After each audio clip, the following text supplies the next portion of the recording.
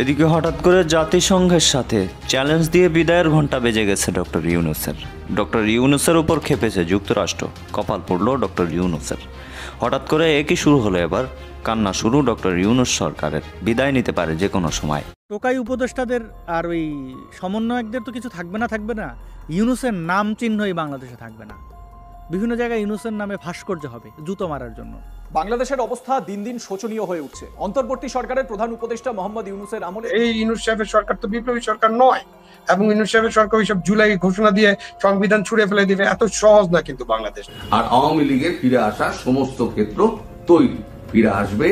তার একটাই কারণ হচ্ছে যে জটগুলো ছিল সেই জটগুলো আস্তে আস্তে খুলে যাচ্ছে।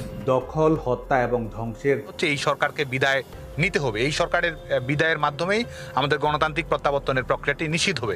আমরা মনে করি যে আওয়ামী লীগ এবং বঙ্গবন্ধু কন্যা দেশরত্ন শেখ হাসিনার ঐতিহাসিক প্রত্যাবর্তনের প্রেক্ষাপটটি প্রশস্ত হবে।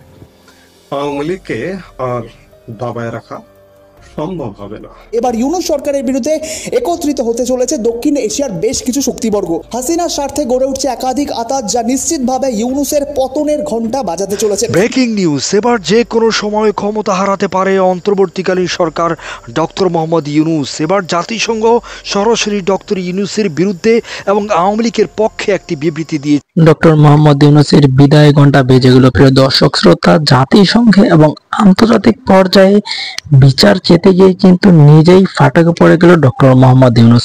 এমনটা জানিয়েছে গণমাধ্যমে, যে কোনো সময় পদত্যাগ করে বাংলাদেশ ত্যাগ করতে হবে ডক্টর মোহাম্মদ ইউনূসের। প্রিয় দর্শক বন্ধুরা, অপরদিকে শেখ হাসিনার ছেলে সজীব ওয়াজেদ যে বলেছে আমার মা যে কোনো সময় বাংলাদেশে প্রবেশ করবে, আগের মতন রাজত্ব করবে। এমনটার জন্যই কিন্তু আওয়ামী লীগরা এখনো স্বস্তির লাভ করছে বলে জানিয়েছেন। প্রিয় দর্শক বন্ধুরা, সেই সাথে সাথে কিন্তু বাংলাদেশে আওয়ামী লীগের মিছিল এবং গণমিছিল শুরু হয়ে গিয়েছে। শেখ হাসিনাকে আসার উল্লাস নিয়ে কিন্তু তারা এখনো রাজপথ দাপিয়ে বেড়াচ্ছে। এই জন্য আওয়ামী লীগের সকল কর্মীগুলো এখনো মাঠেই রয়েছে বলে জানিয়েছে গণমাধ্যমে। প্রিয় দর্শক বন্ধুরা, যদি শেখ হাসিনা বাংলাদেশে আসে এবং আগের মতন রাজত্ব করে, তাহলে বাংলাদেশের মানুষ তাকে কিভাবে গ্রহণ করবে অবশ্যই কমেন্ট করে বলে যাবেন।